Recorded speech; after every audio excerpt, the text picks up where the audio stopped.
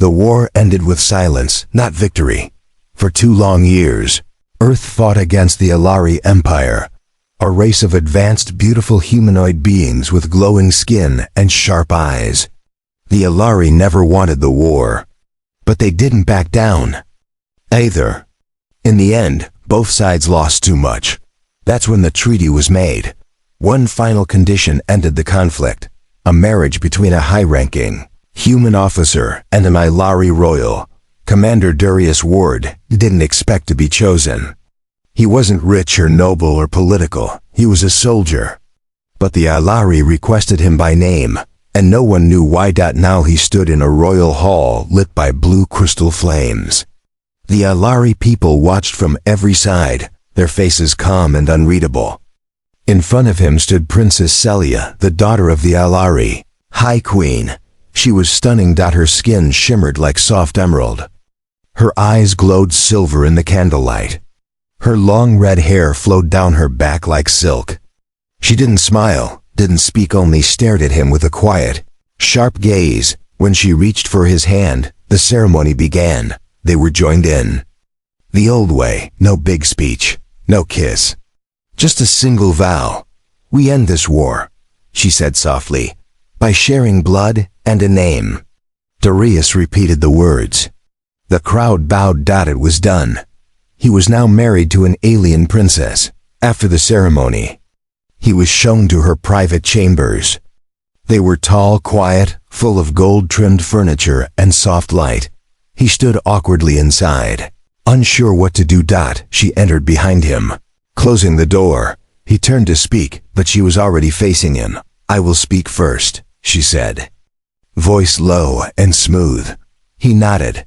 This is not what you think it is, she said. You were chosen not for your skill or bravery, but because of your past. My past?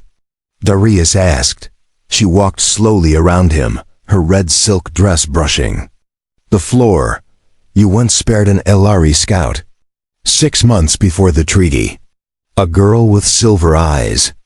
You told your men to stand down, Darius remembered. She was unarmed. She was my sister. He froze. Princess Celia stopped in front of him.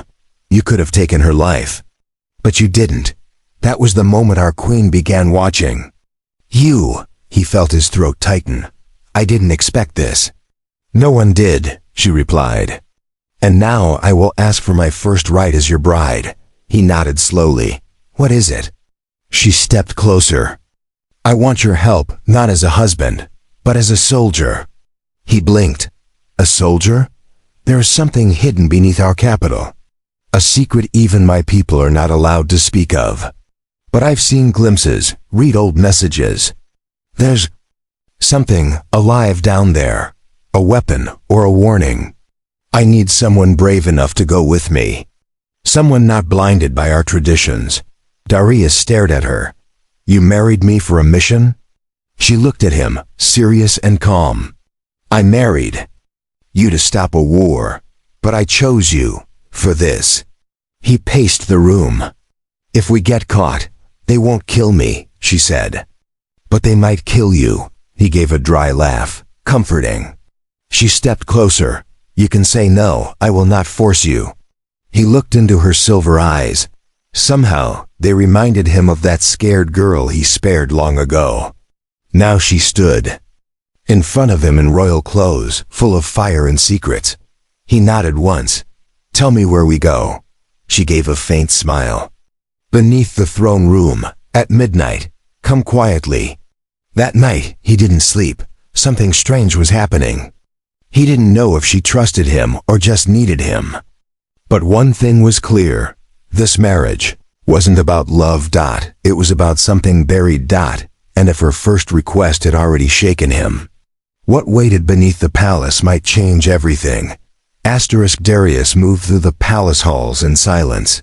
Midnight had come, and just like she said, Princess Celia waited for him behind the grand staircase.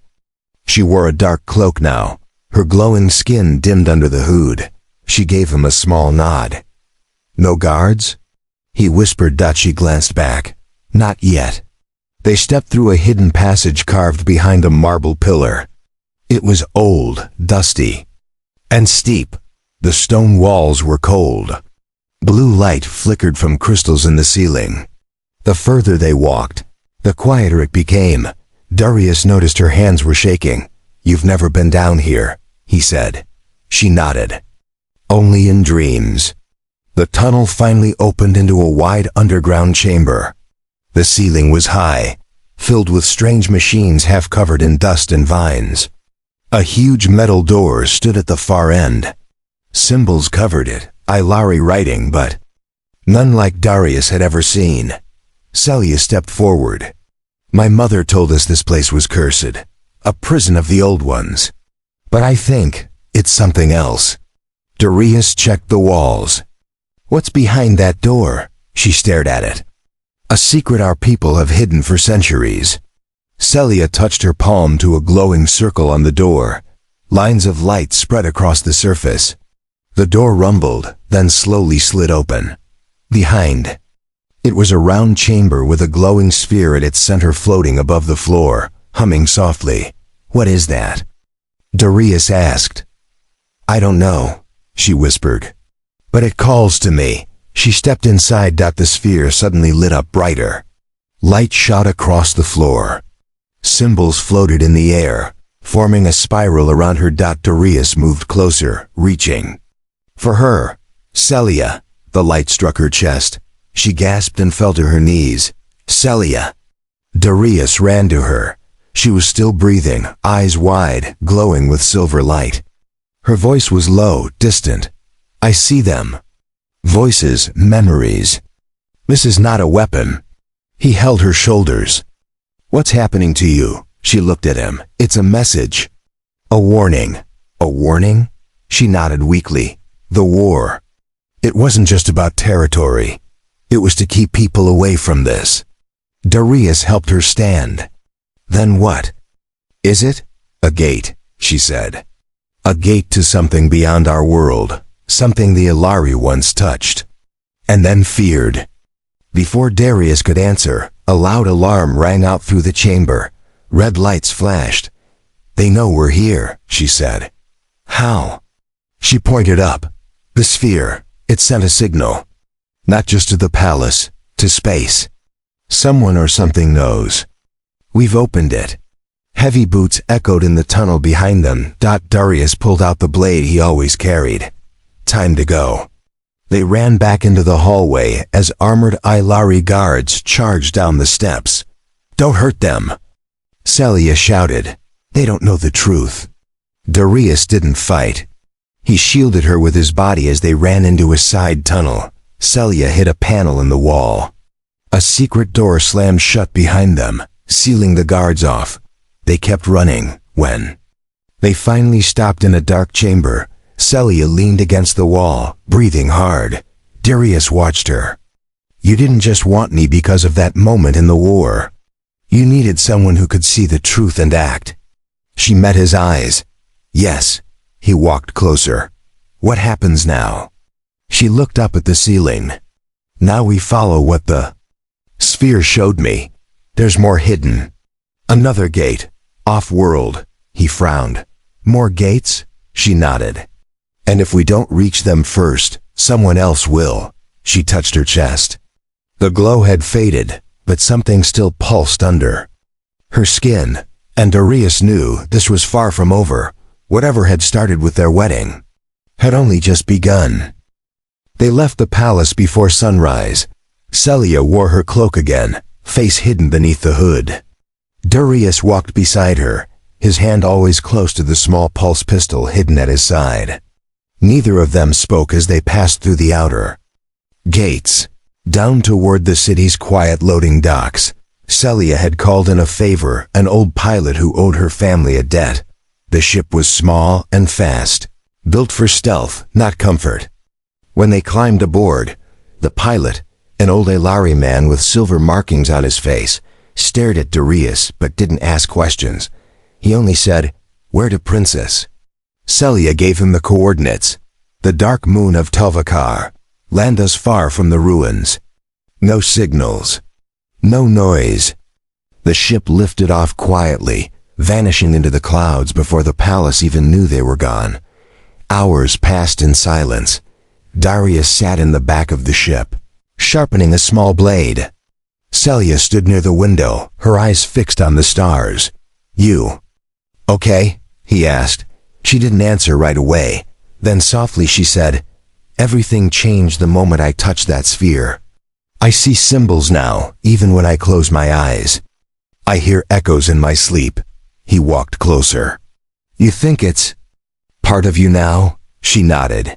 "Yes, like it woke something inside me, or left something behind." Darius didn't press further. He knew the feeling of being changed by war, by things no one else understood. When they landed on Telvakar, the moon was silent. Ash-gray rocks, cracked cliffs, dead trees. The air was thin but breathable. A strange energy pulsed beneath the ground. Barely noticeable, but it made Darius's skin tingle. Celia led them toward the ruins, an old structure buried in the rock, shaped like a broken temple. Its pillars leaned. The entrance was half collapsed. "This was built before the Alari Empire," she whispered. "Before any of our recorded history." Darius crouched beside a cracked wall.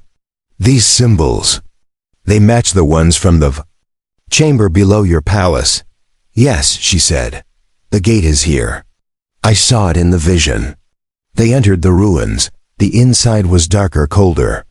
Strange machines sat against the walls, silent and broken. At the far end stood a circular arch made of black stone. Carvings surrounded it. A broken console flickered nearby. Darius walked around it carefully. "Is this the second gate?" Celia placed her hand on the center of the arch. The stone pulsed. "Yes," she whispered, "but it's not active. It needs something."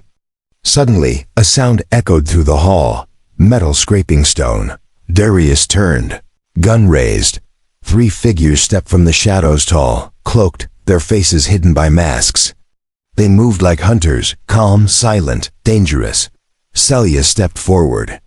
"We don't want trouble," one of them spoke. "Then leave. This place is not for you." Darius didn't lower his weapon. "Who are you?" "We are the Watchers," the voice said. "We were placed here to guard what should remain sealed." Celia's eyes narrowed. "You knew we would come." "We saw the light from the first gate. You triggered something that was meant to stay asleep." "It's not a weapon," she said. "No," the Watcher replied. "It's worse. It's memory, truth, and truth brings change." Darius stepped in front of Celia. "We're not leaving." The Watchers didn't move. Then one of them whispered, "Then show us the mark." Celia slowly pulled back her cloak and unwrapped the cloth around her arm. A glowing symbol like a living tattoo shone beneath her skin. The Watchers stepped back slightly. "You carry the seal," one of them said. "But that does not mean you are ready." Celia raised her chin. "Then tell me how to prove I am." The leader pointed to the gate. "Blood, from both sides, yours and his." Darius frowned. "What?" The Watcher spoke again. "Only a true bond between 2 lines, Ilari and human, can unlock the second gate. That is why the marriage was arranged, not just to end war, but to awaken this." Celia looked at Darius. "They used us, from the beginning." Darius nodded slowly. "But we're here now, we finish it." They each stepped forward. A small blade cut their hands. Drops of blood, one red, one silver, fell onto the stone. The gate lit up. The ground shook. And the air filled with humming light. The second gate was awakening. And somewhere in the distance, someone else was watching. The second gate didn't open like a door. It melted. The black stone of the arch softened into light, pulling inward, forming a circle of spinning energy. A faint humming filled the ruins. Dust floated in the air like stars. The Watchers stepped back, their faces still hidden behind silver masks. Celia stared into the swirling light. "It's not just a gate," she whispered. "It's a memory." Darius kept close to her, his hand resting near his sidearm. "What kind of memory?" A living one, she said. Left behind, waiting. She stepped into the light. Darius followed her. The moment they passed through, the world shifted. They stood in a strange space. No floor, no ceiling. Only floating platforms and glowing threads of energy moving like rivers in the air. Images appeared around them, flashes of tall beings, taller than Ilari or humans, with gold markings and long eyes. They were called the first kind, Celia said slowly. The ones who built the gates. Darius watched as the images moved: wars, great cities, peace, then destruction. Planets burning, stars collapsing. A dark force rising from the edge of the galaxy. They saw it coming, she whispered. A threat from outside time, something they couldn't destroy. So they left behind these gates, not to fight, but to warn. Another vision appeared, Ilari and human figures standing side by side, touching the gate together. It wasn't chance. Darius said, "They planned this, us, you and me." Celia's voice trembled. "They left a path, and we are the next step." Suddenly, the visions faded. They were back in the temple, but they were not alone. One of the watchers lay on the floor, dead. A squad of dark armored Ilari soldiers stood at the gate, blasters drawn, eyes full of hate. A tall Ilari woman in gold armor stepped forward. Celia's eyes widened. "Mother?" Queen Yiril, ruler of the Ilari Empire, raised her hand. "You broke the treaty," she said coldly. "You opened what was meant to remain sealed." Darius moved in front of Celia. "She didn't do this alone. I was with her." Yiril didn't even look at him. "You are the tool. She is the mistake." Celia's voice was strong. "You always feared the truth, that we were never the beginning, that we are only part of something larger. You were never meant to see what lies beyond," the queen snapped. "And now, because of your weakness, others will come for it." Darius gritted his teeth. "Others?" Yiril turned. "There are species older than both of ours. The gates are not just beacons, they are keys. You've started a signal chain, and you don't know who or what might answer." Celia looked at her mother. "We'll face it." "No," Yiril said. "You'll be locked away. The gates will be destroyed. This ends now." She raised her hand. The guards moved forward, but the second gate pulsed again. A blinding light erupted between the queen's soldiers and Celia. A figure appeared in the light, tall, cloaked, glowing faintly gold. Not Ilari, not human. Something older. The queen stepped back in fear. "No, it can't be." The being didn't speak, but its thoughts echoed in their minds. "You opened the second path. The third awaits, if you survive the storm." Then the light vanished, and so did the figure. The soldiers stood frozen. Darius grabbed Celia's hand. "We need to run," she nodded. "There's a transport beneath the old watchtower." They sprinted out of the ruins. Behind them, the queen's voice roared, "Bring them back, or kill them both." But no one chased them. Not yet. The soldiers had seen something that shattered their loyalty. Later, as they hid among the cliffs and waited for nightfall, Celia sat beside Darius. "That wasn't just a vision," she said. "That was one of them, a first kind." Darius stared up at the stars. "What happens when we find the third gate?" Her voice was quiet. "We either learn the full truth, or we open something we were never meant to touch." The stars outside the window didn't shine like before. Darius sat in the co-pilot's seat, watching them blur past as their stolen transport flew into deep space. Celia stood behind him, hands resting on the edge of the console. Her face looked calm, but her eyes were full of worry. "We're being tracked," she said. Darius nodded. "I know. The queen won't stop. Not after what we saw." "It's not just her," Celia whispered. "The gates are calling to more than just Ilari. Minds now." Someone else heard the signal, and they're coming. He turned toward her. "What do we do when we reach the third gate?" She looked at him, quiet. We open it, together, the same way. And if the first kind left something dangerous behind? She didn't answer. The ship landed on a cold, black planet ours. Later one with no name, no colonies, no maps. Just rock, wind, and silence. The third gate was hidden in a cave carved into a deep mountain. Celia led the way, her glowing tattoos brighter now, like they were sensing something close. It's here, she said. I can feel it.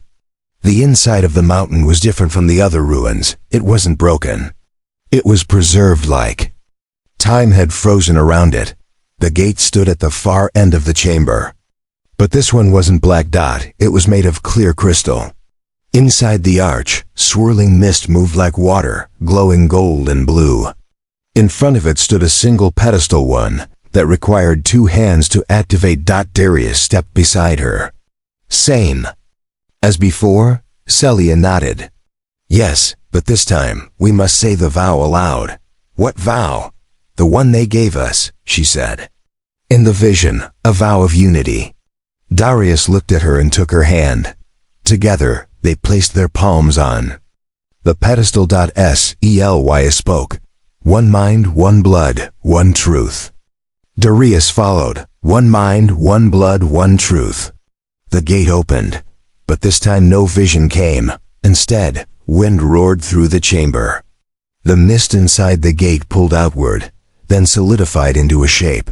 A man. No, not a man. A being tall.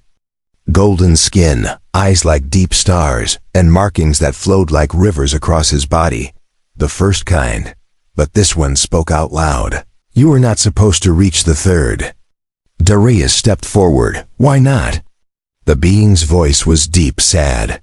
Because what lies beyond the fourth will not be peace, but memory, pain, everything we locked away. Celia stared at him. Then why leave the gates at all? He looked at her.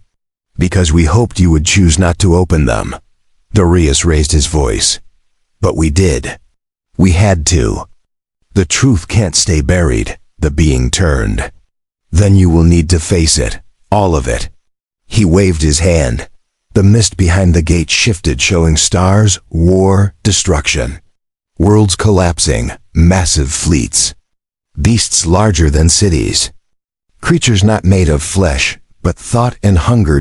Celia gasped. What is that? The reason we ran, the being said.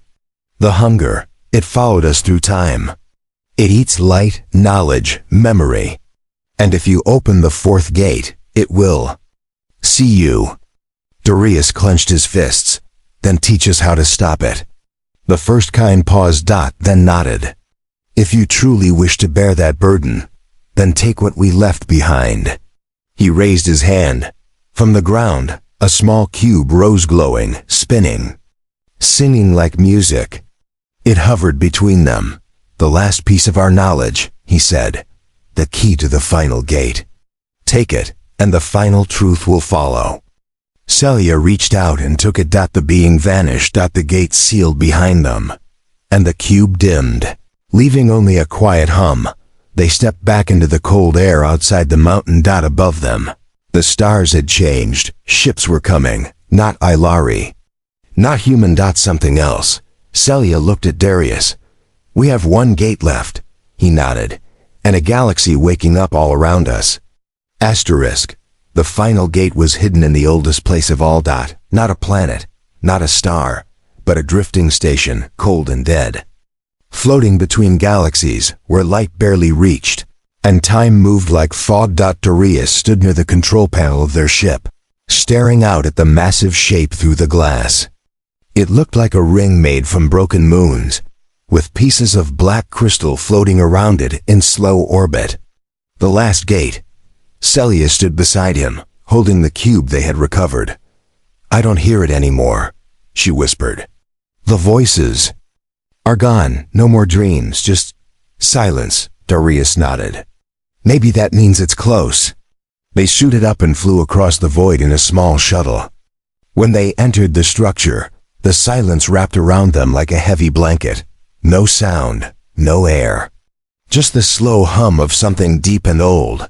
The gate waited in the heart of the station. It didn't glow. It didn't shine. It was dark almost, invisible against the wall behind it. But the moment Celia stepped close, her tattoos lit up again. The cube in her hand melted into light and flowed into the gate's center. Darius placed his hand over hers. She turned to him. Once we open it, we can't go back, he nodded. Then we go forward. Together, they whispered the final vow: one mind, one blood, one truth. The gate opened, and this time there was no storm, no mist, no image. There was only space, a corridor of stars. Endless and silent. Then came the voice. Not from the first kind, from something else. You've come to remember. A form took shape before them. It looked like 1,000 faces flickering at once. It had no eyes, no mouth. But it spoke in feelings, in thoughts that filled their bones. We are the hunger. And we are already inside you.